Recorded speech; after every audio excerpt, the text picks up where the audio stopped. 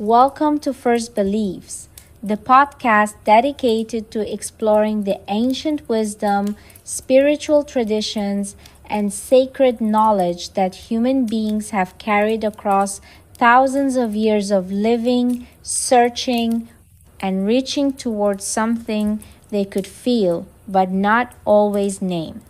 Whether you have come here tonight to learn, to reflect, or to let the slow cadence of deep history carry you toward rest, you have found the right place. Here, we do not rush. We move the way firelight moves, unhurried, warm, casting its glow gradually outward from a single point of stillness. Tonight, we are going to meet the divine feminine. Not the divine feminine as a theological argument, not as a political position or a modern reclamation, though those conversations have their own importance and their own time. We are going to meet her the way the oldest human beings met her, in the dark of a prehistoric cave, in the careful hands shaping small figures of stone and bone and ivory. In the temples of ancient Mesopotamia, where a goddess descended into the underworld and returned, and a civilization held its breath. In the papyrus texts of ancient Egypt, where a mother searched the length of the world for the pieces of what she had lost, and would not stop until she had made it whole again.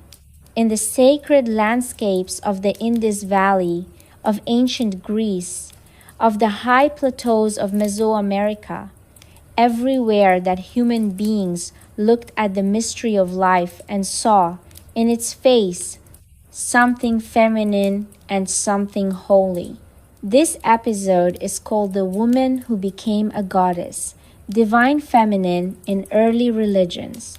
And across our time together tonight, we will move through 5 extraordinary chapters. We will begin at the very beginning, before writing, before cities, before any of the civilizations we typically call ancient, with the prehistoric figures that are among the oldest deliberate objects ever made by human hands, and ask what it tells us that these earliest acts of sacred art were overwhelmingly feminine in form. From there, we will travel into the great river civilizations of Mesopotamia and Egypt to sit with 2 of the most fully realized goddess traditions in the ancient world, Inanna of Sumer, who descended into death and rose again, and Isis of Egypt, whose love and grief and fierce intelligence became a template for the sacred feminine that endured for thousands of years. Then, we will move into the world of ancient Greece, where the divine feminine took on new dimensions: wisdom, earth, moon, embodied in goddesses whose stories have never stopped speaking to the human imagination. We will travel to Mesoamerica and beyond, where the sacred feminine wore different names and different faces, but carried the same essential mystery. And finally, we will come to rest with the recurring images that appear across all of these traditions: the moon, the water, the great and enduring qualities of the feminine sacred, and ask what it means that so many people in so many places across so many thousands of years kept arriving at the same recognition. This is a long and beautiful journey. Let your body soften. Let the pace slow. And if somewhere in the deep history of the divine feminine you find yourself drifting into the particular kind of rest that comes when you have been genuinely held by something larger than yourself, that too is welcome here. But before we begin, one quiet request.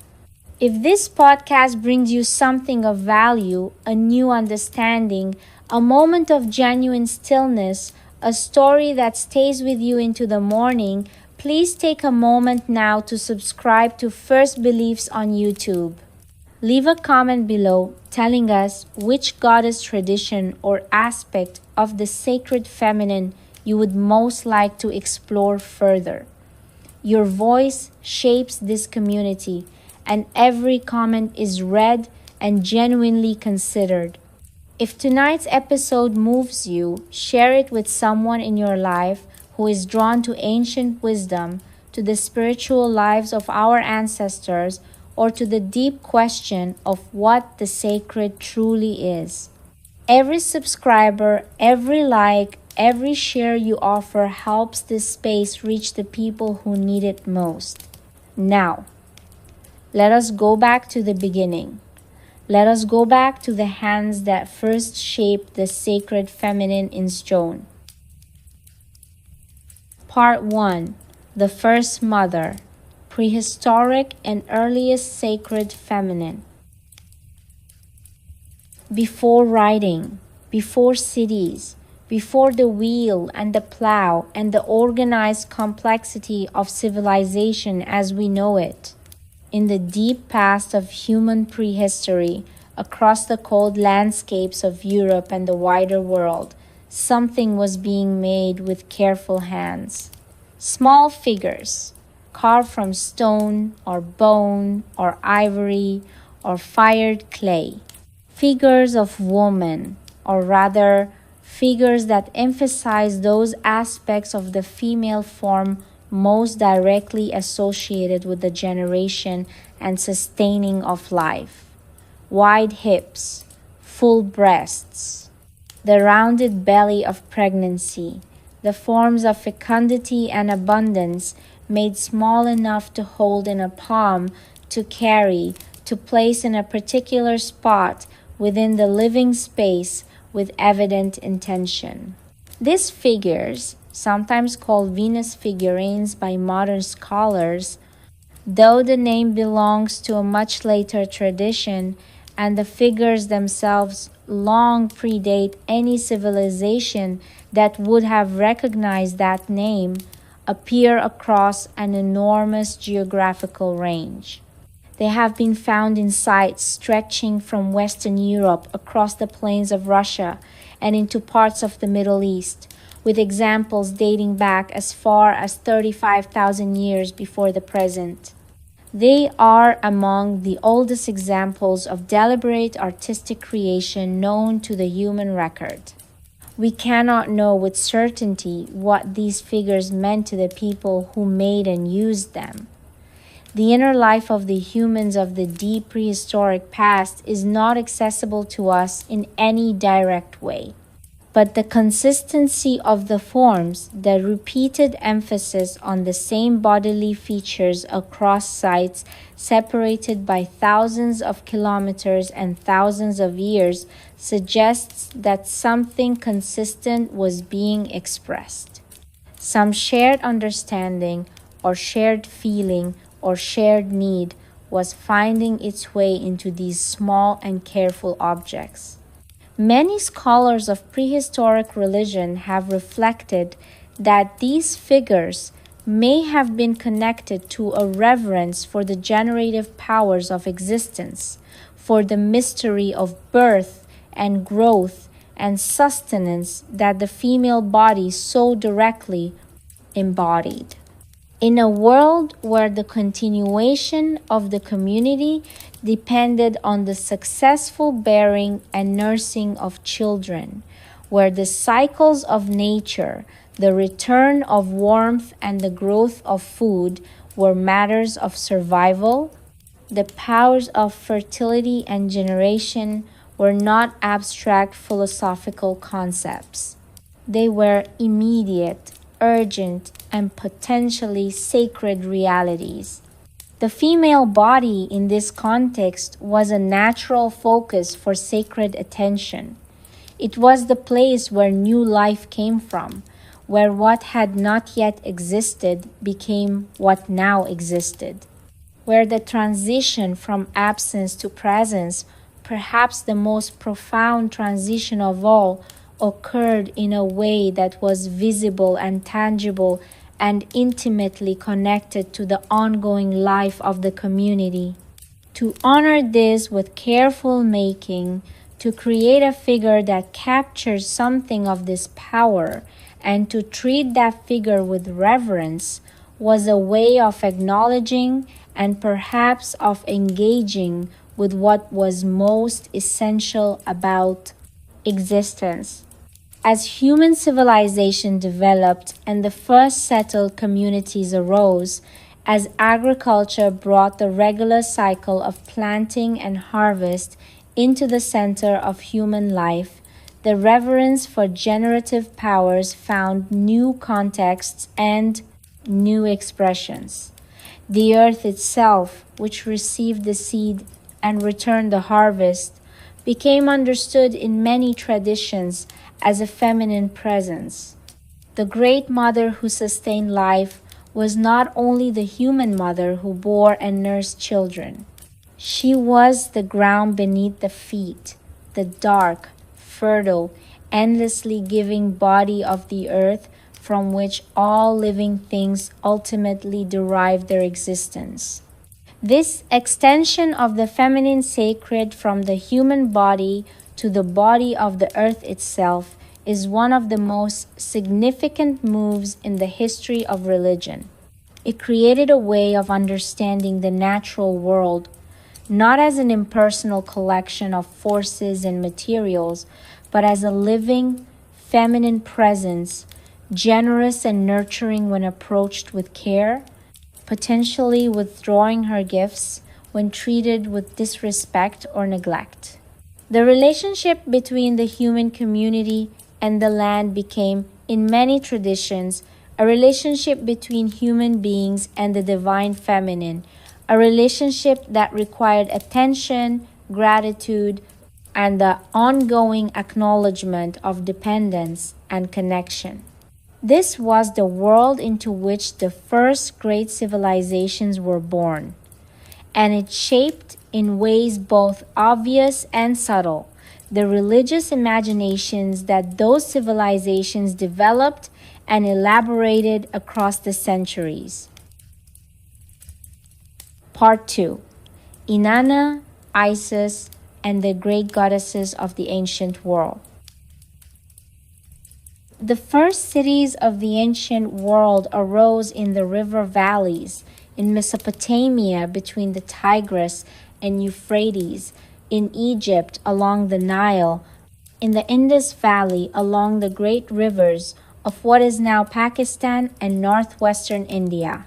And in each of these civilizations, the divine feminine occupied a position of extraordinary significance, not as a minor or marginal figure, but as one of the most powerful and central presences in the entire sacred world.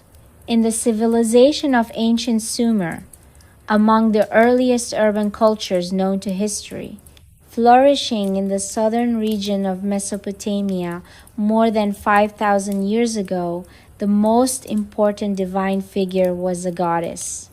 Her name was Inanna, and she was understood as the Queen of Heaven and Earth, a title that suggests something of the scope of her sacred authority. Inanna was not a specialized deity presiding over a single domain. She was understood to govern an extraordinary range of qualities and realities: love and desire, war and conflict, justice and its administration, the morning and evening star, which the Sumerians understood as the same celestial body, the abundance of the natural world, the power of kingship, and the great mysteries of death and return.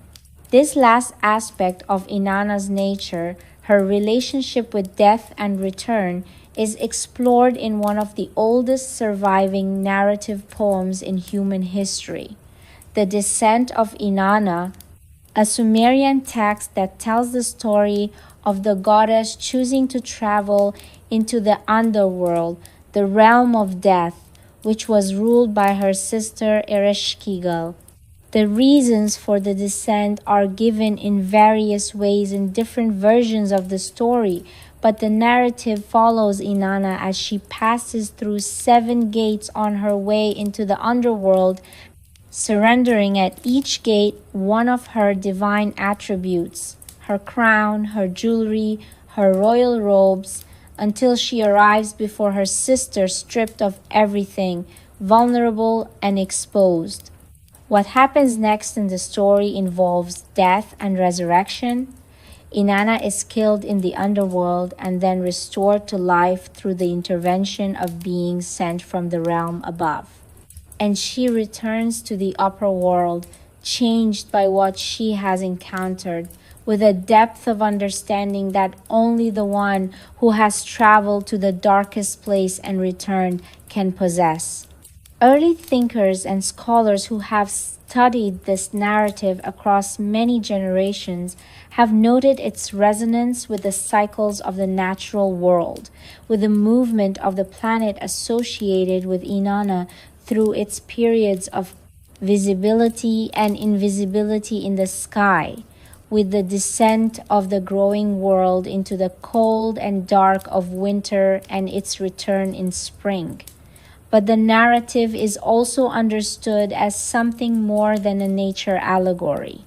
It is a story about the divine feminine's willingness to enter the most difficult territories of existence, to descend into darkness, to lose everything, and to return transformed. The goddess does not only preside over beauty and abundance, she knows the underworld. She has been there. She has paid the cost of understanding. This combination of powers, the radiance of the sky and the depth of the underworld, the generativity of life and the intimate knowledge of death makes Inanna one of the most complex and philosophically rich divine figures in the ancient world. She is not merely a goddess of pleasant things. She holds the full range of existence within her sacred authority. From the river valleys of Mesopotamia, let us travel westward along the Mediterranean coast and then southward, following the ancient roots of cultural connection to the civilization of Egypt. Here, too, the divine feminine stands at the very center of the sacred world, and here, too, the goddess is not confined to a single, simple domain. The Egyptian goddess Isis is perhaps one of the most widely known and widely worshipped of all ancient divine feminine figures. Her worship, which began deep in the prehistory of Egyptian religious life, eventually spread across the Mediterranean world and persisted in active devotion for several thousand years, one of the longest continuous records of worship for any single divine figure in the ancient world. At the height of the expansion of the Egyptian world into the broader Mediterranean, temples dedicated to Isis were built as far from Egypt as the British Isles, and communities of her devotees gathered in cities from Alexandria to Rome. Isis was understood in Egyptian religious tradition as the embodiment of several of the most essential qualities of the divine feminine. She was the great mother, the protector and nourisher of life. She was the devoted wife, the one who searched the whole world for what had been lost and refused to give up in the face of impossible difficulty. She was the powerful magician, the one whose knowledge of sacred speech and divine names gave her authority over the forces of the world. And she was the guardian of the dead, the one who spread her great wings over the coffin and breathed warmth and protection into the journey of the soul through the darkness of death. The myth most central to understanding Isis involves her husband Osiris, the god associated with kingship and resurrection, who was killed and dismembered by his brother Set, the force of chaos and violent disruption. Isis gathered the scattered pieces of Osiris across the whole of the known world, reassembled him through her knowledge and her love, and through her power brought him back to a form of life sufficient to conceive their son Horus, who would eventually reclaim his father's throne. This story held extraordinary power for the people of Egypt and, eventually, for the communities across the Mediterranean who encountered it. It was a story about the power of love and determination in the face of loss and destruction. It was a story about the divine feminine as the one who restores what has been broken, who seeks what has been scattered, who refuses to accept dissolution as the final word. And it was a story about the cycle of death and renewal that lay at the heart of Egyptian religious understanding, the death of Osiris and his resurrection through Isis's power mirroring the death of the agricultural world in summer's heat and its renewal with the Nile flood. Isis nursing her infant son Horus, a representation of the divine mother and child that became one of the most widely reproduced images in the entire ancient world, expressed something of the deepest quality of the sacred feminine as Egypt understood it. The unconditional generativity of love, the willingness to sustain and protect new life at whatever cost, the presence of the divine in the most intimate and physical act of nourishment. Now, let us travel eastward across the ancient trade routes of the sea and land to the Indus Valley, where a third great civilization was developing its own relationship with the divine feminine in the same era that Inanna was being worshipped in Sumer and Isis's mythology was taking shape along the Nile. The civilization of the Indus Valley, sometimes called the Harappan civilization, after one of its major cities, flourished across a remarkable geographical extent in what is now Pakistan and northwestern India, from roughly 5,000 to 3,500 years before the present. It was, by the scale of its cities and the sophistication of its urban planning and its evident trade connections, one of the most advanced civilizations of the ancient world. And yet, much of its spiritual life remains partially hidden from us. The script in which its texts were written has not been fully deciphered by modern scholars, and so our understanding of its religion comes primarily from material evidence, from the objects found in its cities, the imagery on its seals, and the figurines recovered from its domestic and possibly sacred spaces. Among the most numerous and consistently present of these objects are small female figurines, figures that bear a suggestive resemblance to the prehistoric Venus figurines we discussed at the opening of this episode, and that suggest a continuity of reverence for the divine feminine that stretches across a very long span of human history. These figurines were found throughout Indus Valley sites in domestic contexts that suggest they were objects of everyday reverence rather than confined to specialized temple spaces. The divine feminine, in whatever form it was understood in the Indus Valley, was present in the home, in the daily spaces of ordinary life. Scholars who have studied Indus Valley religion have also noted imagery on the civilization's distinctive seals that may suggest connections between the divine, feminine, the natural world, and the powers of generation and abundance. Female figures associated with the imagery of trees and plants appear on some seals in ways that suggest a connection between the goddess and the fertility of the living world, the same connection we have seen in Mesopotamia and Egypt, arising here independently or through some ancient thread of cultural exchange. What the Indus Valley civilization understood about the divine feminine in its own terms, expressed in its own theological language, we cannot yet fully recover. But the evidence of care and reverence is there in the figurines and the seals and the careful placement of sacred objects, waiting patiently for a fuller understanding. Part 3. The Greek Goddesses: Wisdom, Earth, and Moon.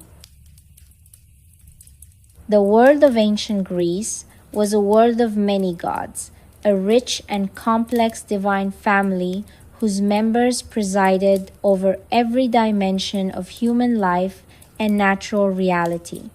And within this family, the goddesses occupied positions of extraordinary power and variety, where some ancient traditions concentrated the divine feminine in one or two great figures. The Greek religious imagination distributed it across a remarkable range of divine personalities, each embodying a distinct aspect of the feminine sacred, each the focus of specific worship, ritual, and mythological narrative. Among the oldest of the Greek divine feminine figures is the earth goddess known as Gaia, whose name meant simply earth in the ancient Greek language, and whose presence in Greek cosmological thought goes back to the very earliest layer of Greek religious imagination. In the cosmological account preserved in the works of the poet Hesiod, writing in the 8th century before the Common Era, Gaia was among the first beings to emerge from the primordial state of existence, arising from the formless potential of the beginning to become the great foundation of all things. She was the ground on which all other existence rested. She was the mother of the sky, the mountains, the sea, and eventually the gods themselves. Everything that existed had its roots, in some sense, in her body. Gaia was not worshipped in the same way as many of the later Greek gods. She did not have temples in every city or major festivals in her honor in the classical period. But she was present in the oath formulas and the religious practices of the Greeks in a way that suggested her deep underlying authority. To swear by the earth, to call upon Gaia as a witness, was to invoke the most fundamental and unchallengeable of all witnesses. She was not above the world, looking down from a divine realm elsewhere. She was the world. She could not be absent because she was the ground on which everything stood. From the vast and ancient presence of Gaia, Greek religious imagination developed a more personalized and mythologically active goddess of the harvest and the agricultural world, Demeter, whose name in its most likely interpretation meant something like Earth Mother. Demeter was the goddess who taught human beings to cultivate grain, who was understood as the divine source of the gift that made settled civilized life possible. Without her generosity, the tradition understood, the earth would produce nothing.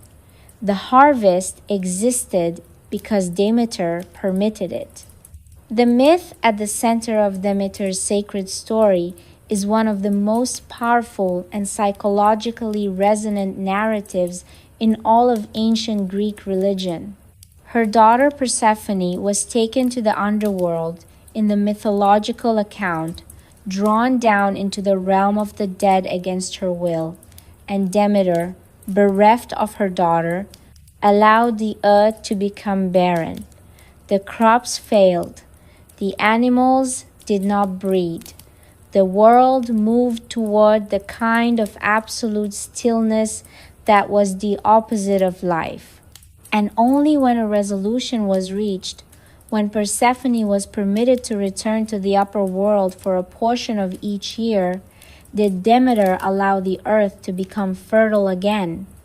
The return of Persephone was spring. Her descent was autumn, and the winter was the time of the mother's grief, when the earth rested in its bareness and waited.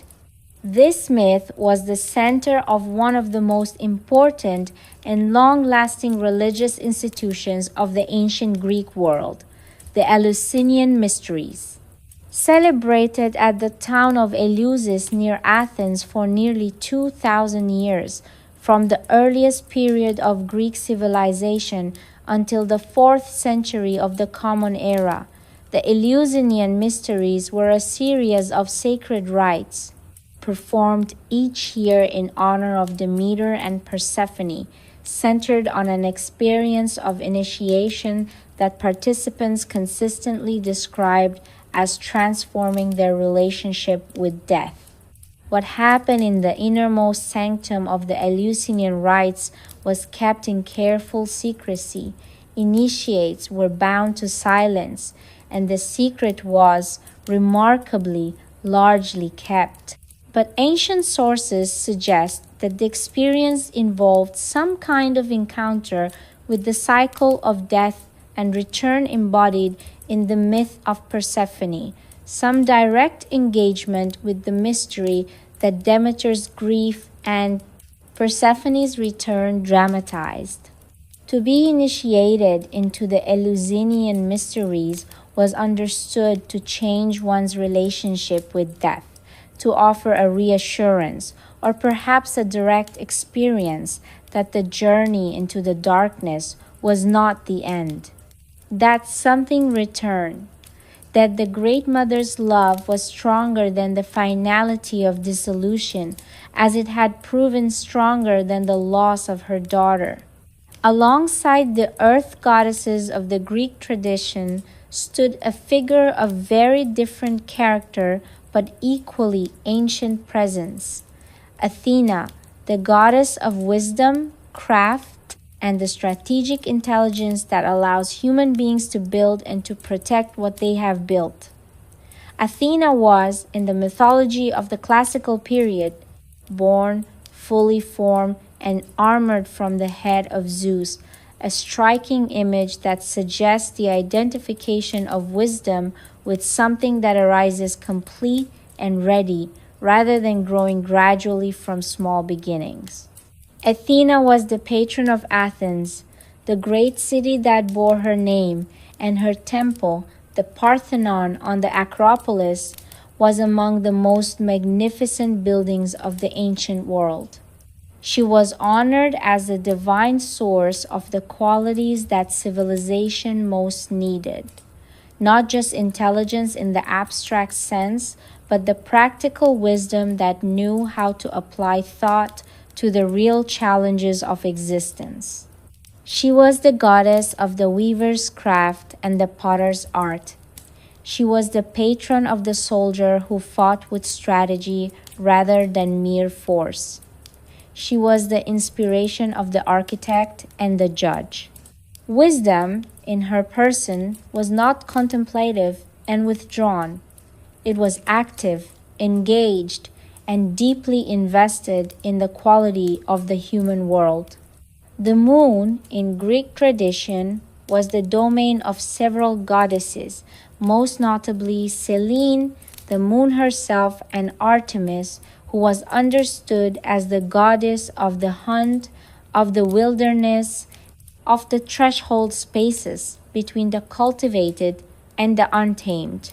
Artemis moved through the wild places, through forest and mountain, along the edges of the inhabited world, with her bow and her company of hunting companions. She was protector of young animals and of young women at the threshold of their adult lives. She was the goddess who presided over transitions, the moments when one state of being was becoming another. The moon that Artemis and Selene embodied was understood in the Greek world, as in many ancient traditions, as a deeply feminine sacred reality. The moon cycle waxing from new to full and then waning back to darkness and beginning again, provided an immediate and universally visible model of the rhythmic alternation of growth, fullness, dissolution, and return that was one of the central patterns of the sacred feminine across cultures. The moon was always in motion, always changing, always moving through its cycle, and yet it was always, beneath its changing phases, the same moon, the same continuity expressed through endless variation. This quality of continuity within change, of remaining essentially the same while cycling through very different states, was understood as something the divine feminine embodied in a particular way. The mother who nurtures and the goddess who withdraws, the earth that blooms and the earth that lies bare, the moon that shines full and the moon that disappears into darkness. Different faces of the same presence, moving through the same eternal rhythm. Part 4. The Divine Feminine in Mesoamerica and the Wider World. We have traveled through the ancient Mediterranean and the Near East, following the Divine Feminine through some of its most extensively documented expressions. But the recognition of feminine sacred power was not confined to the connected civilizations of the Old World. Across the vast ocean, in the sophisticated civilizations that developed independently in Mesoamerica, in what is now Mexico and Central America, the divine feminine occupied a central and complex place in the sacred world. The Aztec civilization, which reached the height of its power in the 14th and 15th centuries of the Common Era, developed a rich and elaborate religious tradition in which several important goddesses presided over fundamental aspects of existence. Among the most significant of these was Kotlikue, whose name meant something like the one with the serpent skirt, a goddess associated with the earth, with birth, and with death. Her representation in Aztec sacred art is among the most striking and powerful imagery in any religious tradition. A monumental figure adorned with serpents, wearing a necklace of human hearts and hands, her feet curved into the claws of a great predator. This is an image that may seem, to eyes accustomed to the more gentle aspects of goddess imagery, surprising in its intensity.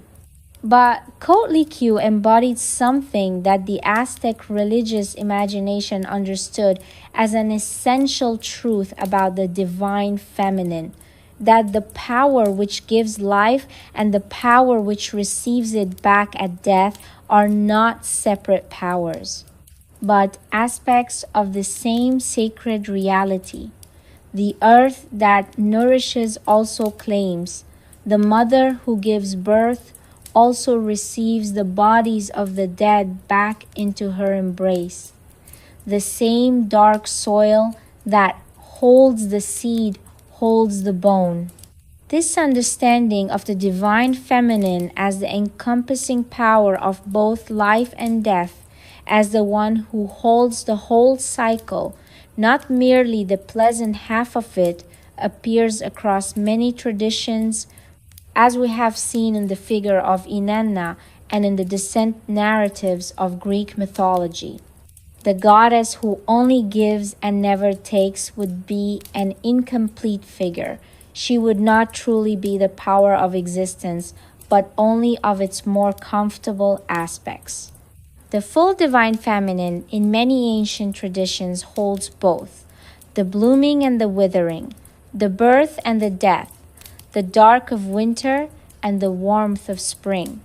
Alongside Kotlikue, the Aztec tradition revered a goddess called Tlazolteotl, associated with purification, with the earth, and with the redemptive capacity to cleanse what had become soiled or burdened.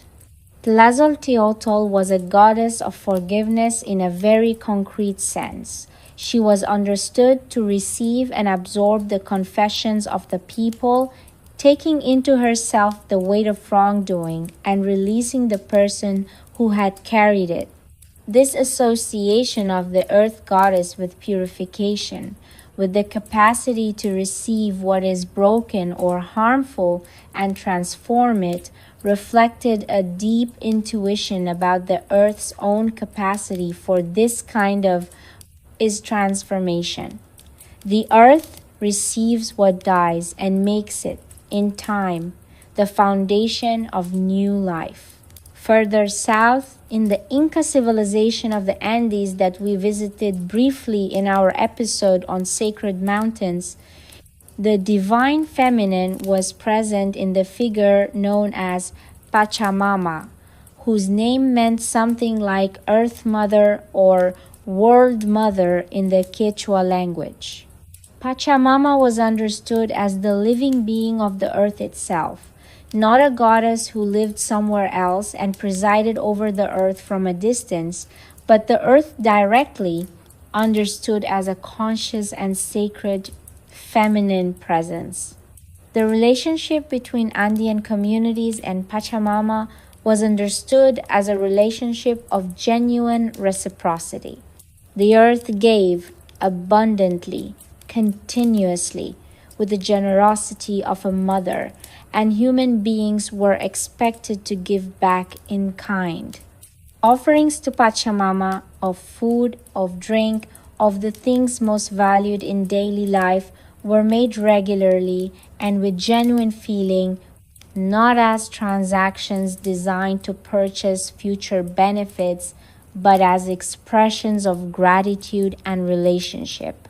The act of offering was itself a recognition that one existed within a web of connection and mutual dependence, that the solitary, self-sufficient individual was a fiction, and that all life drew its sustenance from the same generous feminine ground.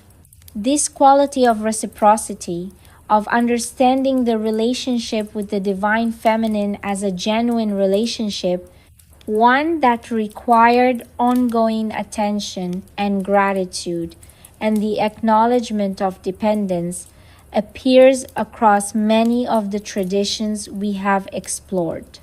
In ancient Egypt, the offerings left at Isis's altars expressed the same recognition.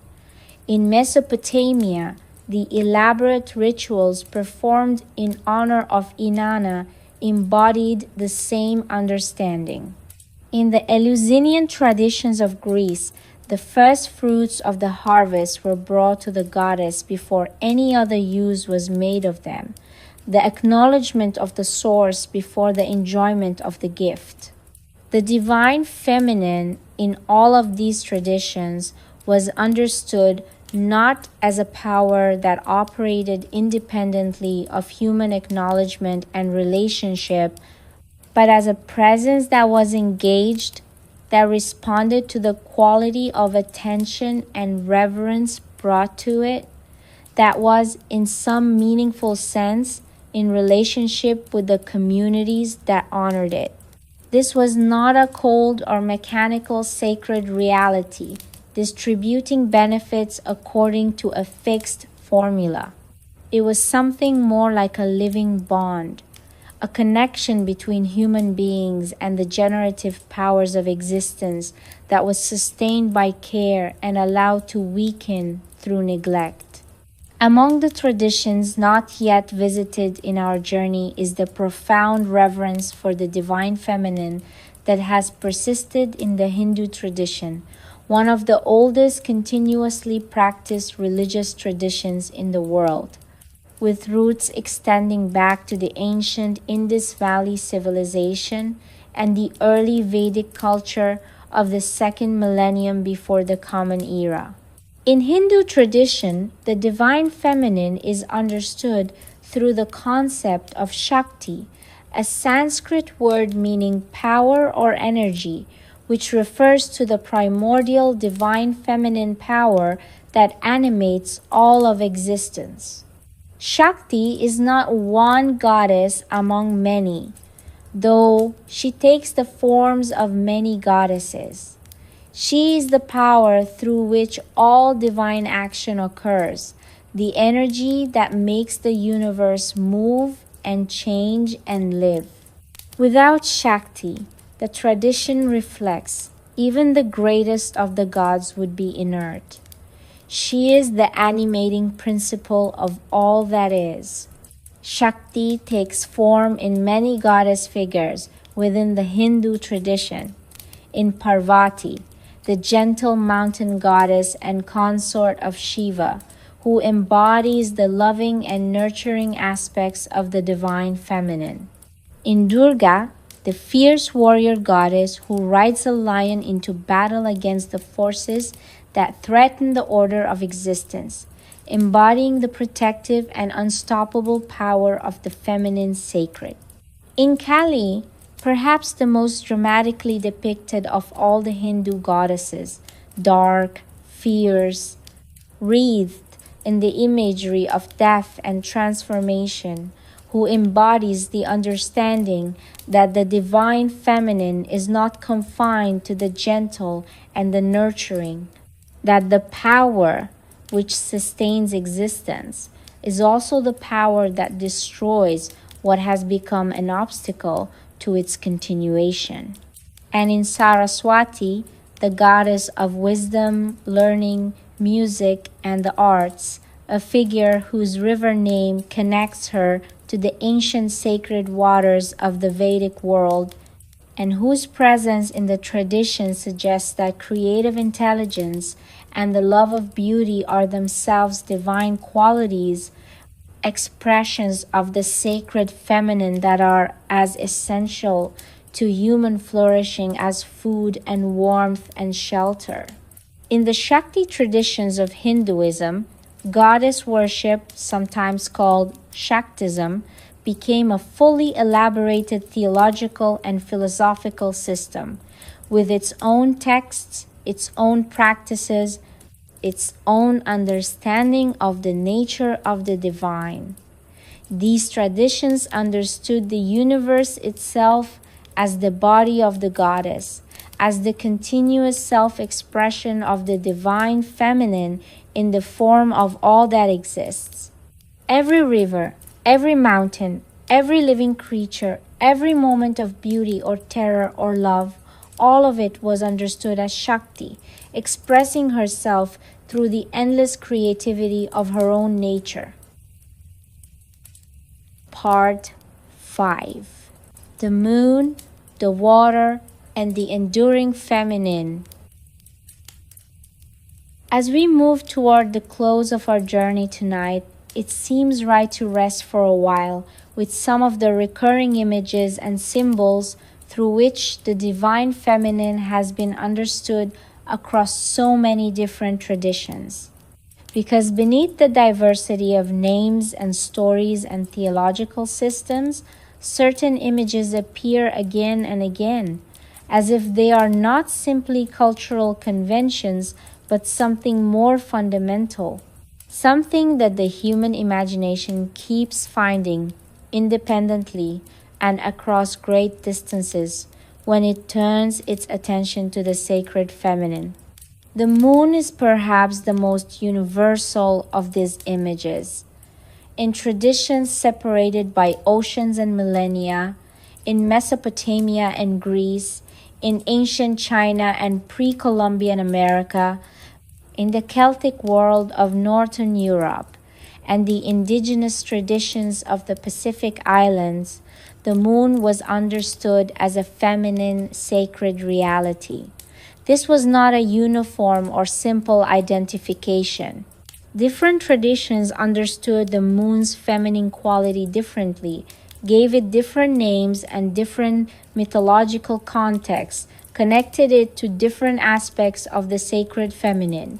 But the association itself between the moon and the feminine, between the lunar cycle and the rhythms of feminine power, appears with a consistency that invites reflection. The most immediate explanation lies in the simple, direct parallel between the lunar cycle and the monthly rhythms of the female body. This connection was noticed and understood as significant by peoples in many different parts of the world, a biological reality that became, through the lens of the sacred, a cosmic one. The same cycle expressed in the moon and in the woman, the same rhythm of fullness and withdrawal, of light and dark, of showing and hiding. Ancient peoples who attended carefully to both would have found in this parallel something that seemed deeply meaningful, not coincidental, but patterned, not accidental, but expressive of some underlying order that the universe was showing to attentive eyes. But the moon's association with the divine feminine went beyond the biological parallel. The moon was also the light of the night, the great feminine complement to the masculine sun in many traditions' understanding. The sun's light was direct, constant, overwhelming. The moon's light was reflected, subtle and variable, present in different degrees at different times, sometimes entirely withdrawn, never quite the same as it had been before. This quality of subtle, variable, reflected illumination seemed to many ancient observers to embody something essential about the kind of knowing that the divine feminine represented.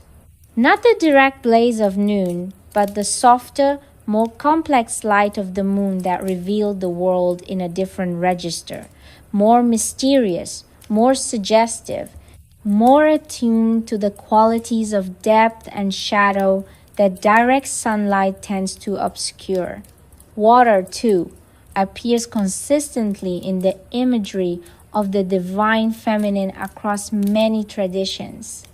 The goddess Ganga of the Hindu tradition, the divine being understood to inhabit and express herself through the sacred Ganges river, is one of the most directly embodied forms of this association. A goddess who is the river, who flows as the river flows, who nourishes as the river nourishes.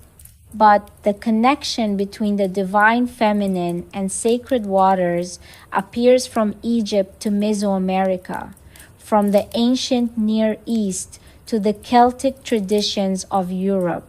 Water, like the moon, shares qualities with the divine feminine that many ancient traditions found meaningful. It gives life. Without water, nothing grows, nothing lives, nothing persists. It flows. It is always in motion, always finding the lowest and most available path, never forcing its way, but also never ultimately stopped. It takes the shape of whatever contains it. It is endlessly adaptable, endlessly responsive to circumstance. And it cleanses. It receives what is soiled or burdened and carries it away, leaving what it touches renewed. These qualities, the life-giving, the flowing, the adaptive, the cleansing, were understood in many traditions as expressions of the same divine power that the goddess embodied. To approach sacred water with reverence was, in many traditions, to approach the goddess. To bathe in a sacred river was to receive her gift of renewal. To offer at the water's edge was to give back to the source from which the gift of life continuously flowed. The earth, as we have seen in tradition after tradition throughout this episode, was perhaps the most fundamental and universal of all the images through which the divine feminine was understood. From the prehistoric figures that emphasize the body's generative powers to the Aztec Kotliku, who embodied both birth and death, from the Egyptian understanding of Isis as the fertile land itself to Andean Pachamama as the living world, the earth, the ground, the dark and generative soil that receives the seed and returns the harvest, was experienced as a feminine sacred reality with a consistency that crossed cultural boundaries more thoroughly than almost any other religious intuition. This was not simply a metaphor, or not only a metaphor. It was a felt recognition expressed in ritual and story and in the daily practice of planting and harvesting and the careful stewardship of the land. The earth was alive. It responded to care. It had its own needs and its own rhythms that could not be overridden without consequence. And the communities that understood the earth as a sacred feminine presence, as Pachamama, as Demeter, as the body of the goddess, were communities organized around a relationship with the land rather than merely an extraction from it. The goddess in the earth was a reason for gratitude and also a reason for restraint. What do we make of all of this, sitting quietly with it at the end of our long journey? The divine feminine, as we have encountered it tonight, is not a simple or uniform thing. It encompasses the nurturing and the fierce, the creative and the destructive, the earth and the moon, the wisdom of Athena and the underworld knowledge of Inanna, the purifying waters and the dark soil. It holds contradiction within itself, not as a problem to be resolved, but as a reflection of the actual complexity of existence, which contains all of these things and cannot be reduced to any one of them. Perhaps this is one of the reasons the divine feminine has been so persistently important in human religious imagination. The feminine, as so many ancient traditions understood it, is the aspect of the sacred that refuses simplification, that insists on holding the whole, the birth and the death, the light and the dark, the giving and the taking, rather than allowing existence to be tidied into a more comfortable but less true account of what it actually is. The goddess, in her many forms and names and faces, was the image through which human beings in many different times and places try to honor the full reality of existence in all its generativity and its dissolution, its beauty and its terror, its endless creative motion, and its deep underlying stillness. She was, in this sense, not only a figure of worship, but a figure of philosophical honesty, an acknowledgement that the sacred is not only what is pleasant and bright and easy, but everything that is in its full and uncompromising complexity. Closing, the presence that has no end. The forest is quiet now. The river moves in the dark, patient and continuous. The moon, where it is visible through the leaves above, casts its characteristic light, soft, silver, slightly mysterious, revealing the world in a register that direct daylight never quite reaches. Somewhere in this quiet, an altar holds a small offering, a bowl of grain or a flower or a few drops of water poured with gentle hands. Someone has been here and left something and gone. The offering will be absorbed by the night, taken into the world that the gift was intended to honor. The gesture of leaving it was the meaning. The act of acknowledgement was the prayer. The divine feminine, as we have followed it tonight from the prehistoric world to the great civilizations of antiquity, has been many things: a mother and a warrior, a healer and a destroyer, the earth and the moon and the moving water, wisdom and desire and the deep knowledge of the underworld. She has been called by 100 names, honored in 100 forms, approached through 100 different practices of ritual and reverence and story.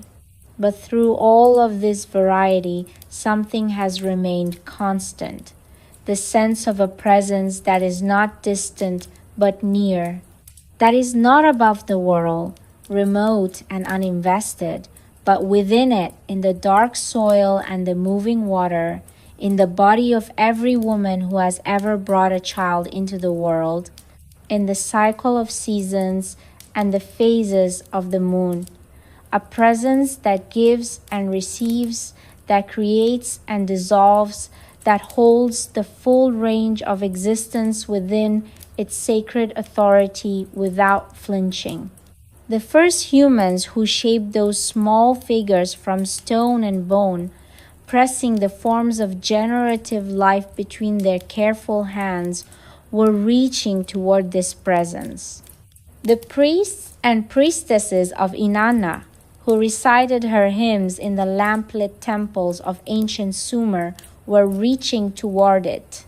The pilgrims who walked the road to Eleusis, carrying their torches through the autumn night to the place where Demeter's grief and Persephone's return were honored, they were reaching toward it. The Andean farmer who poured a little chicha onto the earth before drinking, in acknowledgement of Pachamama's gift, they were reaching toward it. And the reaching itself, the turning of the human heart toward the generative mystery of existence, the acknowledgement of dependence and gratitude and connection, that reaching may be in the end what the divine feminine most essentially is. Not a figure carved from stone or painted on a temple wall, but the quality of awareness that recognizes life as a gift, the world as a presence to be in relationship with rather than merely a resource to be consumed, and the mystery of generation and return as something worthy of reverence. The river moves, the moon rises, the earth rests in the dark, holding its seeds, waiting for the light. This has been First Beliefs. Thank you for resting quietly with us tonight in the ancient presence.